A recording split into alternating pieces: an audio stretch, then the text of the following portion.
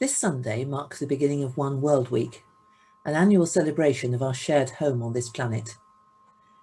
It also creates an opportunity to ask hard questions of ourselves about how we are treating planet Earth and its magnificent, beautiful, biodiverse inhabitants. One World Week sums up its aims with one word: Ubuntu. Rooted in the languages of Southern Africa, Ubuntu cannot be translated with one single English word. I am because we are is maybe the easiest way of expressing it. We are all part of one independent, global human family. This year of coronavirus has reminded us of that more powerfully than ever. The webs of travel and trade which bind our world together enabled the virus to spread at lightning speed across continents and take root thousands of miles from its place of origin. This year, One World Week is, more than ever, a wake-up call, challenging us to take seriously our responsibilities for greater justice and more effective stewardship within this one world. Their theme for 2020 is simple. It's our world, let's make it better. Though One World Week has a broader base than the Church, it strongly acknowledges the work of Christians to promote justice and the concern for creation, which is at the very roots of our faith. Genesis tells the story of how God made the earth and called humanity into being to watch over it all, birds and fish, plants and animals. It also tells of humanity's generous relationship with one another and with God, together in the Garden of Eden. But then, with great sadness, it goes on to tell how this relationship was broken. First, Adam and Eve ate of the fruit of the tree which God had commanded them not to touch. Then, in the next generation, sin exploded, and one brother was murdered by another. And the rest of the Bible tells the story of God's plan to reconcile humanity to one another and to God's self.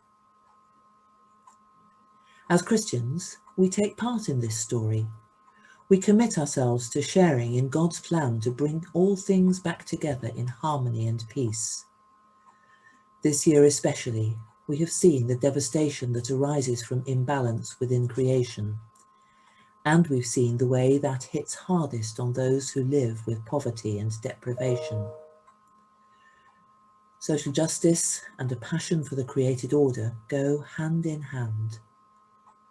So this One World Week, Let's Make It Better, is a challenge that carries a very powerful message.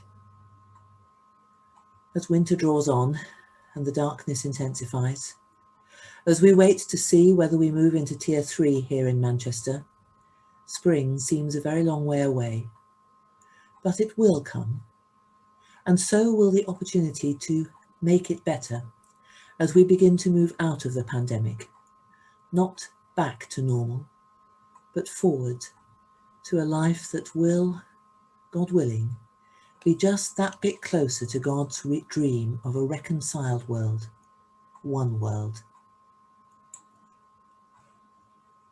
Our prayers today come from One World Week. Praise and glory to the Lord for giving us the sky, the sea, and the earth. Guide us to respect the wonders of this place as we journey through life. Praise and glory to the Lord for giving us an amazing number of plants and trees, for food, for beauty, and to produce oxygen for us all to breathe. Guide us to a better understanding of how to be better gardeners, farmers, environmentalists, and conservationists. Praise and glory to the Lord for giving us the sun, the moon, and the stars to light our way and creating an atmosphere where life can thrive. Guide us to be more courageous in speaking out against those things that damage the world. Praise and glory to the Lord for the marvellous biodiversity of creatures. Grant us the wisdom to deepen our understanding of the biodiversity and interdependence of all living things.